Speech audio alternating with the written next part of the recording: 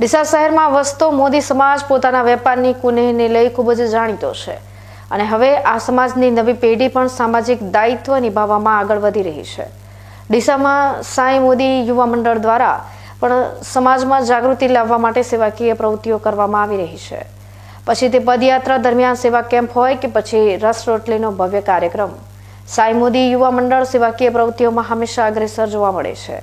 છેલ્લા 2 વર્ષથી આ મંડળ દ્વારા રક્તદાન શિબિરનું આયોજન કરવામાં આવે છે અને રક્તદાતાઓને ભેટ આપીને સન્માન કરવામાં આવે છે, જેથી વધુને વધુ લોકો રક્તદાન કરવા માટે પ્રેરાય।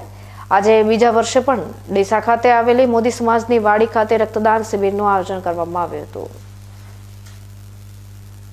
આ પ્રસંગે ડીસા મોડ મોદી સમાજના પ્રમુખ કનુભાઈ, પીપલ્સ કોઓપરેટિવ ક્રેડિટ સોસાયટીના ચેરમેન શાંતિલાલ હિરવાલા, ડીસા નગરપાલિકાના પૂર્વ પ્રમુખ પ્રકાશભાઈ બરતિયા, ડીસા એપીએમસીના પૂર્વ સેક્રેટરી વિનોદભાઈ મોદી, ડીસાના વેપારી આગેવાન જગદીશભાઈ મોદી અને ડીસા એપીએમસીના ડિરેક્ટર રાજુભાઈ બરતિયા સહિત મોદી સમાજના અન્ય આગેવાનો ઉપસ્થિત રહ્યા હતા।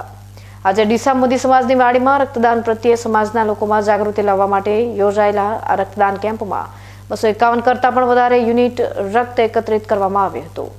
આ કાર્યક્રમને સફળ બનાવવા માટે સાંઈ મોદી યુવા મંડળના જિગ્નેશભાઈ હિરવાલા, ચારમીસભાઈ મૈસુરિયા, ભાસ્કરભાઈ પાવાલા અને અજયભાઈ ચોખાવાલા સહિત અન્ય સભ્યો દ્વારા ઘણા લાંબા સમયથી ભારે જહેમત ઉઠાવવામાં આવી હતી અને તેમની આ જહેમતને સમાજના આગેવાનોએ પણ વખાણી હતી।